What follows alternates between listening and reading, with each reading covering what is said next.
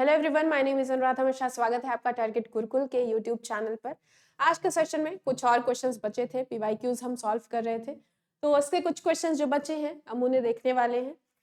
Okay, अब जो बच्चे हैं जिन्होंने अभी तक अपनी तैयारी शुरू नहीं की है CUET के लिए, तो कर दो भाई, है ना, क्योंकि हर सब्जेक्ट का सिलेबस काफी अच्छा खासा है और इंग्लिश एक ऐसा सब्जेक्ट है ना जहाँ पे आपको लगता है कि हमने तो बचपन से पढ़ी हुई है, इंग्लिश मीडियम हम हैं, हमें बोलनी आती है तो हम कर ले जाएंगे, बट ग्रामर थोड़ी सी डिफरेंट होती है, राइट। स्पोकन और ग्रामर में बहुत फर्क होता है और ग्रामेटिकल रूल्स अगर आप नहीं लगा पाए पेपर में तो फिर पेपर का हाल खराब हो जाएगा है ना। तो अगर आपको हमारे साथ तैयारी करनी है इंग्लिश की और बाकी सब्जेक्ट्स की CUET के लिए, तो आप हमारा आरंभ बैच ज्वाइन कर सकते हैं। वो करने के लिए आपको टारगेट गुरुकुल का ऐप डाउनलोड करना होगा गूगल प्ले स्टोर से और वहां जाके आप एनरोल कर सकते हैं। ठीक है, वहां पे मैंने इंग्लिश का पूरा सिलेबस कवर करा दिया है, तो प्लीज़ वहाँ जरूर जाइए, एनरोल कीजिए, पढ़िए लिखिए साथ में। और तब तक के लिए आइए थोड़े प्रैक्टिस क्वेश्चन सॉल्व करते हैं। सबसे पहले आपके सामने क्वेश्चन आता है जो कहता है कि आपको ये जो फ्रेजेस दिए हुए हैं, अच्छा फ्रेजेस क्या होते हैं पता है? इतना हम पढ़ते हैं रीअरेंज द फ्रेजेस, फ्रेजेस होते क्या है? बेसिक, बहुत बेसिक चीज है ना। सबसे पहले आप देखते हो क्या होता है इंग्लिश में, अल्फाबेट होता है, ABCD आप देखते हो, है ना। उसी अल्फाबेट, अल्फाबेट क्या होता है देखो, अल्फाबेट आप किसको बोलते हो? ये जो A to Z है पूरा, किसी एक को नहीं उठाओगे कि एक उठा लिया अल्फाबेट, नहीं, A to Z is complete alphabet. ठीक, फिर इसमें से अगर मैंने एक उठा लिया तो ये क्या है? लेटर है। ठीक है, इसी में से मैंने एक दो तीन कुछ एक से ज्यादा उठा लिया, ये क्या हो जाएंगे? लेटर्स हो जाएंगे। अब इन्हीं लेटर्स को मिला के एक मीनिंगफुल स्ट्रक्चर बनाया, that will be called words, sorry word. ठीक है, कई वर्ड हो गए तो वर्ड्स हो जाएंगे। ठीक, अब ये जो वर्ड्स हैं, वर्ड्स को हमने अरेंज किया, वर्ड्स को अरेंज किया, ग्रुप ऑफ वर्ड्स बनाया, तो उसको हम बोलते हैं phrase. So here you see group of words. ठीक है, और ग्रुप ऑफ वर्ड्स ये मेन याद रखिएगा, फ्रेज में कभी भी सब्जेक्ट नहीं होता है, फ्रेज में कभी भी सब्जेक्ट नहीं होता है। बेसिक चीजें हैं जो मैंने बैच में कवर कराई हुई हैं, तो ज्वाइन कीजिएगा। चलिए वापस आते हैं, तो रीअरेंज करना है इन फ्रेजेस को। Created by human, collective cultural heritage, all languages, communities are. ठीक है, अब मैंने कहा था एक और सेशन मैंने जो पिछला लिया था उसमें मैंने आपको बताया था, इसमें रीअरेंज वाले में बस आपको एक क्लू खोजना होता है कि किसके बाद क्या आना चाहिए। Created by human collective cultural heritage ना भैया, created by human all languages ना भैया, क्रिएटेड बाय ह्यूमन कम्युनिटीज ये आ रहा है। ठीक है, क्रिएटेड बाय ह्यूमन कम्युनिटीज, यानी ए के बाद डी आना ही चाहिए। ठीक, ए के बाद डी आ रहा है क्या? नहीं आ रहा है, आ रहा है, नहीं आ रहा है। सो दो तो आपने तुरंत एलिमिनेट कर दिया। अब आइए दो में देखते हैं। Okay, created by human communities are our collective cultural heritage, है ना। All languages created by human communities are our collective cultural heritage, ये बना आपका। तो शुरू होगा किससे? सी से शुरू होगा और ए डी साथ में रहेगा। Option third will be the correct answer for question number 41। I hope it is clear. Now moving on number 42। 42 क्या कहता है? फिल इन द ब्लैंक्स का ये क्वेश्चन है आपके सामने। ठीक है, कहता है the principal addressed us in the assembly and, principal ने असेंबली में हमें एड्रेस किया और क्या किया? Rumours of an early summer break, rumours थे, है ना, अर्ली समर ब्रेक के रूमर्स थे, उनको क्या किया होगा? डिफेंड किया होगा। रूमर्स को डिफेंड कौन करता है? नहीं करता, हटा दो। रूमर्स को क्लियर कोई करेगा, क्लियर करेगा। रिब्यूक मतलब क्या होता है? डांट लगाना, स्कोल्ड। डांट क्यों लगाएंगे रूमर्स को? क्वैश करना मतलब क्या होता है? खारिज करना। ठीक है, क्या करना होता है? खारिज करना। अब जैसे मैंने बताया था सिलेबस वाली वीडियो में कि आपको क्या करना है, वो कैब के लिए न्यूज़पेपर रीडिंग करनी है। तो एक क्वैश वर्ड बहुत ज्यादा आता है न्यूज़पेपर में, जहां पे कोर्ट केसेस के लिए आता है कि हाँ सुप्रीम कोर्ट ने इस चीज को खारिज कर दिया, क्वैश कर दिया। ठीक है, इस PIL को खारिज कर दिया, तो क्वैश खारिज करना होता है। Option 2 will be the correct answer. अफवाहों को खारिज कर दिया उन्होंने। ठीक है, नेक्स्ट आते हैं नंबर 43 पे। 43 है भैया जी क्या? फ्रेजल वर्ब्स हैं आपके सामने, phrasal verbs are also part of vocab section, ठीक है। और आपको क्या करना है, यहाँ मैच करना है। चलिए देखते हैं, मैं थोड़ा पीछे हो जाऊं। हाँ, she was very क्या, give away, cut down, cut up या given with him for his offensive remarks on women in politics। वो क्या थी उसके साथ, बहुत ही कैसी होगी, अगर कोई एक लड़का है जो महिलाओं पे ऑफेंसिव रिमार्क्स कर रहा है ना, तो वो क्या होगी, गुस्सा होगी पक्के तौर पे। और गुस्सा होने के लिए क्या लगता है, गिव अवे। आप सोशल मीडिया में है ना, देखते हो, चलाते हो, तो वहाँ डिफरेंट पेजेस है, इस सामान का गिव अवे कर दिया उन्होंने, तो गिव अवे का गुस्सा से लेना देना नहीं है। कट डाउन मतलब काट के कम करना, काट के नीचे गिरा देना यानी कम करना। कट अप मतलब कट अप, और एक होता है गिवन मतलब क्या होता है, सरेंडर करना, ठीक है। कट अप और गिव इन। तो कट अप मतलब ही होता है क्या, एंग्री होना, गुस्सा करना, ठीक है, एंग्री होना। तो यहाँ पे क्या हो जाएगा, ए का तीसरा। ओके, दूसरा देखते हैं, I have plenty of interesting books to book lovers को, अगर मैं इंटरेस्टिंग बुक्स है मेरे पास, तो बुक लवर्स को क्या करूंगी, दे दूंगी वो बुक्स। और देने के लिए क्या अभी मैंने बताया, गिव अवे करूंगी।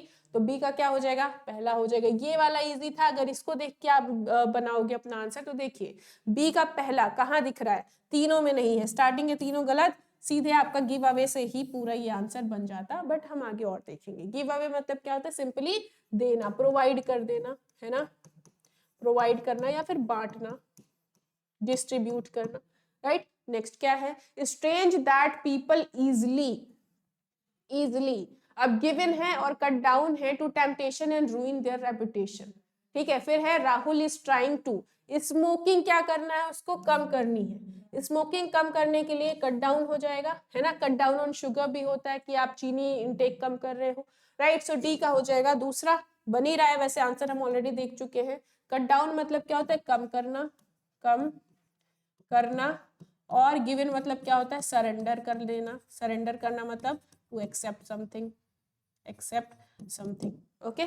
चलिए अब आते हैं नंबर 44 पे। नंबर 44 क्या कहता है, नंबर 44 कहता है भाई साहब, वापस से चलो एडवर्ब के साथ मैचिंग कर दो, है ना, शादी.com बना दो यहाँ। चलो, I thought the restaurant would be expensive but, मैंने सोचा कि रेस्टोरेंट कैसा होगा, एक्सपेंसिव होगा, महंगा होगा, बट ये कैसा था, बैडली अफोर्डेबल था, रीजनेबली अफोर्डेबल था, क्विकली अफोर्डेबल था, या हार्डली अफोर्डेबल था।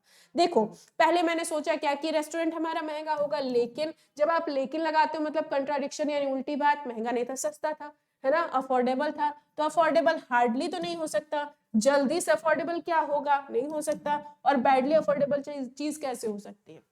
अफोर्डेबल तो आपकी अच्छा वर्ड है ना, कि सस्ता था, है ना, हमारे पैसे या हमारे बजट के अंदर था। तो यहाँ क्या होगा, रीजनेबली अफोर्डेबल था। ए का क्या हो जाएगा, दूसरा। ए का दूसरा पकड़ के देखोगे तो सीधे आपका ये आंसर आ जाता है। फिलहाल देखते हैं पूरा। It was a serious accident, ये बहुत ही सीरियस एक्सीडेंट था, बट द कार वॉज, है ना, बहुत ही सीरियस एक्सीडेंट था, लेकिन जैसे ही बोला पलट दो, सीरियस एक्सीडेंट था तो गाड़ी बहुत खराब होनी चाहिए, लेकिन लगाया है यानी ज्यादा खराब नहीं हुई, तो हम कितना डैमेज करेंगे, बैडली किया तब तो भाई वो बट का सेंस नहीं आएगा, हार्डली डैमेज कर देंगे, है ना। हार्डली डैमेज मतलब मुश्किल से ही वो डैमेज हुई थी। The meeting was a disaster as it was very, meeting जो है डिजास्टर थी, क्यों, क्योंकि बहुत कैसे ऑर्गेनाइज किया गया था, बहुत ही बैडली ऑर्गेनाइज किया गया था। ओके, मीरा इज गिफ्टेड मतलब मीरा तो गॉड गिफ्टेड है भाई, क्यों, she has the ability to learn any language, कैसे, बहुत जल्दी सीख लेती है। तो जल्दी के लिए क्या लगाओगे, क्विकली लगाओगे, ठीक है। तो ये बिल्कुल ही जस्टिफाई कर रहा है ऑप्शन ए, मतलब पहला वाला, राइट। चलिए आगे बढ़ते हैं, ये क्या हो जाता है, इतना सेंसिटिव स्क्रीन है हमारी। ओके, नंबर 45 पे आते हैं। 45 क्या कहता है, क्या बोल रहा है कि choose the appropriate word pair to complete the sentence. I didn't know Rahul was in hospital. मुझे पता नहीं था कि राहुल हॉस्पिटल में था। ओके, if I would, ठीक है, अगर मुझे पता होता तो मैं उससे मिलने जाता। Pure example of conditional sentence. कौन सा सेंटेंस है भाई साहब, कंडीशनल सेंटेंस। कभी पढ़ा है क्या, नहीं पढ़ा है तो आरंभ बैच में आ जाओ, पढ़ा दूंगी। कंडीशनल सेंटेंस कितने बार, हाँ, कंडीशनल सेंटेंस कहता है कि देखो भाई साहब, एक कंडीशन होगी और उसका एक रिजल्ट होगा, ठीक है, कंडीशन एंड उसका रिजल्ट। कैसे? मैं कह रही हूँ कि मुझे पता नहीं था कि राहुल हॉस्पिटल में था, अगर मुझे पता होता तो मैं उससे मिलने जाती, है ना, अगर पता होता तो मिलने जाती। कंडीशन क्या है? अगर पता होता। रिजल्ट क्या होगा? तो मिलने जाती, है ना। अब कंडीशनल सेंटेंस में भी कई तरीके होते हैं, इसमें जो यहाँ लगा है मैं वो बता रही हूँ। क्या होता है ये? पास्ट की कंडीशन, ठीक है, पास्ट की कंडीशन और क्या होगा? उसका रिजल्ट। पास्ट की कंडीशन और उसका रिजल्ट देखने को मिलता है। अब बताओ पहले कंडीशन होगी या पहले रिजल्ट आ जाएगा? पहले कंडीशन होगी, तो कंडीशन को आप लिखते हो हैड प्लस V3 में, जो कि पास्ट परफेक्ट में लगती है, इफ यू गाइस रिमेंबर, ठीक है। और उसका रिजल्ट किस में लिखोगे आप? वुड हैव प्लस वर्ब की थर्ड फॉर्म के साथ लिखोगे। तो जहां दिख रहा है बस लगा दीजिए, हैड प्लस V3 और इधर वुड लिखा है would have plus V3, option 2, ठीक है। ओके, चलो आते हैं नंबर 46 पे। 46 क्या कहता है? 46 कहता है कि identify the option closest in meaning to the underlined word. The movie star's biography is a glossy sycophantic portrayal. Sycophantic, जो मूवी स्टार की बायोग्राफी है वो एक बहुत ही ग्लॉसी, मतलब ग्लॉसी चमचमाती हुई साइकोफेंटिक पोर्ट्रेयल है, ठीक है। आपको बताना क्या है? क्लोजेस्ट यानी कि सिनोनिम बताना है। ओके, तो साइकोफेंटिक क्या होता है? साइकोफेंटिक ऐसा व्यक्ति होता है जो चापलूसी करे। चापलूस आपने सुना होगा, है ना। मेरे से कोई काम निकलवाना, अरे मैम आप तो बहुत अच्छी हैं, बहुत अच्छा पढ़ाती हैं, बहुत सुंदर भी हैं, वो झुआ भर की तारीफ, बेतुकी तारीफें कर रहा है, ठीक है, तो साइकोफेंट हो गया। तो साइकोफेंटिक मतलब क्या? फ्लैटरिंग, फालतू में फ्लैटरिंग कर रहा है, यानी कि बटरिंग कर रहा है ना, चापलूसी कर रहा है। नेक्स्ट आता है 47, ठीक है। ये क्या बता रहा है आपको? एंटोनिम बताना है। किसका? The minister unleashed a compliment against the newspaper for its biased editorial on illiteracy among women in his constituency. Compliment का क्या बताना है? उल्टा बताना है, ठीक है। कॉम्प्लीमेंट मतलब क्या होता है? तारीफ करना। अच्छा, कॉम्प्लीमेंट के बिना होमोनिम्स अगर आप देखोगे दो मिलते हैं वर्ड यहाँ, क्या? एक ई के साथ होता है, ये कॉम्प्लीमेंट, ठीक है, मतलब होता है पूरक, ठीक है। और दूसरा कॉम्प्लीमेंट, कॉम्प्लीमेंट क्या होता है? ये होता है तारीफ, ठीक है। तो यहाँ क्या है? तारीफ, तो उसका उल्टा क्या होगा? बुराई करना। बुराई करने के लिए क्या बोलोगे? डिनंसिएशन, है ना, डिनंसिएशन बुराई करना होता है, लिख लीजिएगा। इंडोर्समेंट मतलब इंडोर्स करना, प्रमोट करना, ठीक है, यानी प्रमोट करने के लिए तारीफ ही करोगे। रेगुलेशन मतलब नियमित करना। स्पेकुलेशन मतलब आशंका जताना। तो कॉम्प्लीमेंट तारीफ था, उल्टा क्या हो गया? डिनंसिएशन, बेइज्जती करना, ठीक है, नीचा दिखाना। नेक्स्ट आते हैं नंबर 48 पे। 48 कहता है रीड आउट टेबल का सिनोनिम बताना है। रीड आउट टेबल पर्सनैलिटी अगर किसी की है तो काइंड ऑफ वो बाहुबली है कि उसके आते ही लोग थर्रा जाते हैं, है ना, एक डर बैठ जाता है और उस डर के कारण किसी के अंदर सम्मान आ जाए, है ना। डर के कारण अगर आप किसी का सम्मान कर रहे हो तो उसकी पर्सनैलिटी कैसी है? रीड आउट टेबल है। और रीड आउट टेबल का आपको क्या बताना है? सिनोनिम बताना है यहाँ, ठीक है। तड़ीपार आदमी है ठीक है, तड़ीपार आदमी है, और उसके लिए आपको इधर बताना है। हो गया भाई?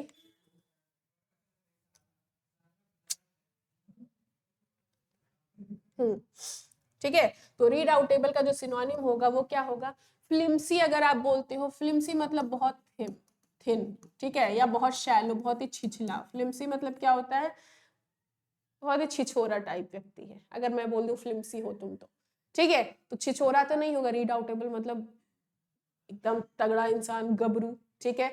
परप्लेक्सिंग मतलब क्या होता है? परप्लेक्स्ड आप अगर आप हो तो कंफ्यूज्ड हो, तो ये क्या हो जाएगा? कंफ्यूजिंग हो जाएगा, ठीक है। वॉल्यूबल और फॉर्मिडेबल, तो यहाँ पे जो आपका आंसर होता है दैट इज फॉर्मिडेबल, ठीक है। फॉर्मिडेबल एक ऐसा व्यक्ति है जिसको देख के आपके मन में डर आ जाए, ठीक है। और वॉल्यूबल मतलब क्या होता है? वॉल्यूबल मतलब होता है बहुत ही टॉकेटिव है कोई। कैसा है? बहुत ही टॉकेटिव है। टॉकेटिव मीन्स बहुत ही बातूनी है, टॉकेटिव, ठीक है। So answer will be formidable. Next आते हैं 49 पे। रुको, 49 50 एक साथ जल्दी से देख लेते हैं। 49 कहता है एंटोनिम बताना है सलन का, ठीक है। सलन का एंटोनिम आपको बताना है, उल्टा बताना है। तो सलन मतलब क्या होता है? सलन हमारे जो फूफा जी होते हैं, है ना, मुंह फुला के बैठे रहते हैं। तो सलन मतलब होता है मुंह फुला के बैठना, यानी उदास बैठना, है ना, बहुत ही शांत बैठे हो। तो यहाँ पे आपको क्या बताना है, एंटोनिम बताना है। Morose, reticent, timid. मोरोस मतलब क्या होता है, दुखी बैठे हो, ठीक है, मोरोस क्या हो, दुखी बैठे हो। टिमिड क्या होता है, बहुत ही डरे डरे रहते हो, ठीक है, कैसे हो, बहुत ही डरे डरे बैठे हो। रेटिसेंट क्या होता है, जो बहुत कम बोलता है, कम बोलता है मतलब बहुत रिजर्व्ड रहता है, हु स्पीक्स लेस, बहुत कम बोलता है, या फिर कैसा है, रिजर्व्ड है, ठीक है। Morose is a synonym of sullen, यहां लिख लीजिएगा उदास, ठीक है। सॉरोफुल, टिमिड मतलब कैसा है, डरा डरा है, डरा डरा, ठीक है, डरा डरा, जिसे आप बोलते हो फियरफुल है ना, कैसा है, अफ्रेड है। इसी को आप शाई भी बोल सकते हो, ठीक। फिर बचा क्या, जीनियल। जीनियल मतलब क्या होता है, बहुत ही हैप्पी है, कैसा है, चीयरफुल है। क्या ये उल्टा हो गया, इसी को जोवियल भी कहते हैं, इसी को जॉयस भी कहते हैं, बहुत खुश है, ठीक है। इसी को गे भी कहते हैं। अब तुम देखो तो हम इसको गलत मत लेना, ठीक है। गे भी क्या होता है, जो बहुत ही रंगीन मिजाज है या बहुत ही खुश है, चीयरफुल है, ठीक है। अब आते हैं नंबर 50 पे। नंबर 50 क्या कहता है, रीअरेंज करना है। Are inborn but are constituents of flavour, are learned, are responses to basic taste, perceptions of smells, the main perceptions of smells, the main constituent। D के बाद बी आना चाहिए, डी के बाद बी है, नहीं है, है नहीं है, option 3 will be the correct answer. बना के देख लेते हैं एक बार, ठीक है। क्या कहता है, our responses to basic taste are inborn but our perception of smells, the main constituent of flavor, are learned, ठीक है। सो 50 का हो जाएगा ऑप्शन आपका थर्ड वाला will be the correct answer. And I hope जितने भी क्वेश्चंस हमने आज सॉल्व किए हैं वो सभी हेल्पफुल रहे हों। एक बार फिर से मैं आपको याद दिला दूं कि हमने पूरा सिलेबस पढ़ाया हुआ है हमारे आरंभ बैच में, जो कि हेल्पफुल रहेगा आपके CUT 2025 के लिए। तो ज्वाइन जरूर कीजिएगा। कैसे ज्वाइन कर सकते हैं, प्ले स्टोर पे जाइएगा, टारगेट गुरुकुल का ऐप डाउनलोड कर लीजिएगा और वहां जाके आप एनरोल कर सकते हैं। ओके, बाकी आज के लिए इतना रहेगा। मैं मिलती हूँ अगली किसी क्लास में रीडिंग कॉम्प्रिहेंशन और बहुत सारी वोकैब के सेशंस लेकर। तो यूट्यूब पे अगर सब्सक्राइब नहीं किया, सब्सक्राइब जरूर कर लीजिएगा। आगे अच्छी क्लासेस के लिए प्लीज स्टे ट्यून्ड। तब तक के लिए tata bye bye, take care, जय हिंद।